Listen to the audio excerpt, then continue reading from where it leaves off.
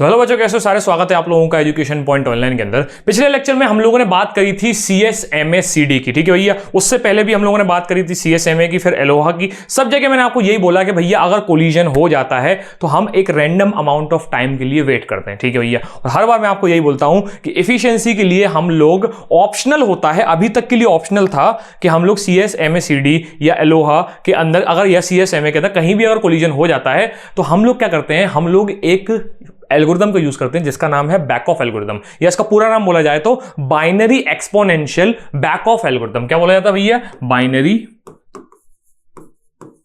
Exponential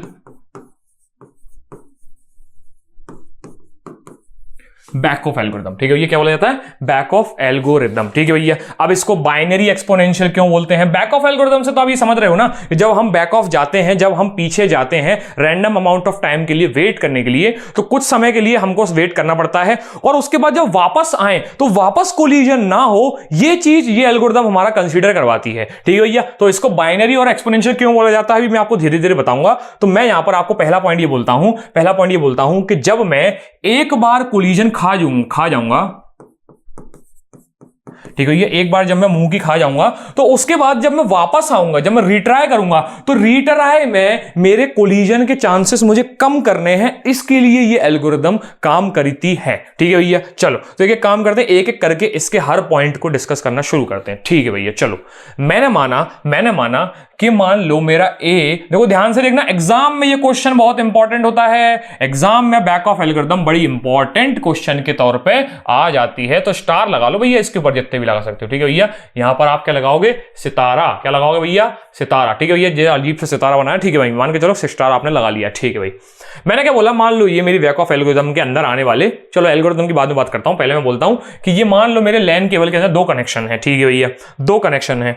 इनके पास इनका ये एक डेटा फ्रेम है। क्या है भैया? ये एक डेटा फ्रेम है, ठीक है भैया, ठीक है भैया। ये क्या है मेरा? ये मेरा डेटा फ्रेम है, ठीक है भैया। ये पहले नंबर का डेटा फ्रेम है, ये भी पहले नंबर का डेटा फ्रेम है, ठीक है भैया। इसके बॉक्स में, इसकी अटैची में, इसके डिब्बे में ऐसे बहुत सारे डेटा फ्रेम थे, उनमें से एक निकाल के इसने मीडियम के अंदर डाल दिया। ऐसे ही इसने एक निकाल के अपने मीडियम के अंदर डाल दिया, ठीक है भैया। क्या था, नहीं बात समझ में आई? ठीक है भैया। मैंने माना कि ये दोनों डेटा चले होंगे अपनी अपनी जगह से सेम टाइम पर, अपनी अपनी जगह से चले होंगे सेम टाइम पर, और इन दोनों ने खा लिया होगा कोलिजन, ठीक है भैया।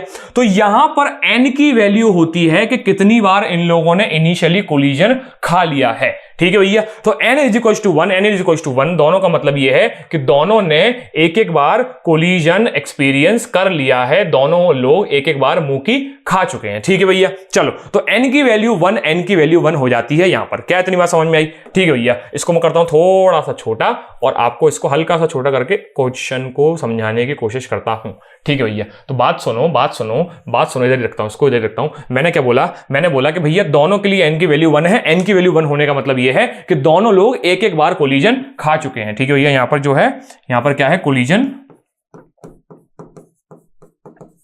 एक बार हो चुका है, ठीक है भैया। कोलिजन वन टाइम डन, ठीक है। ये एक एक बार कोलिजन दोनों का हो चुका है। दोनों अभी भी अपनी पहले पैकेट को ही ट्रांसफर करना चाहते हैं, ठीक है भैया।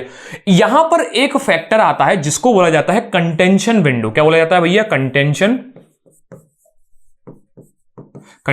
विंडो,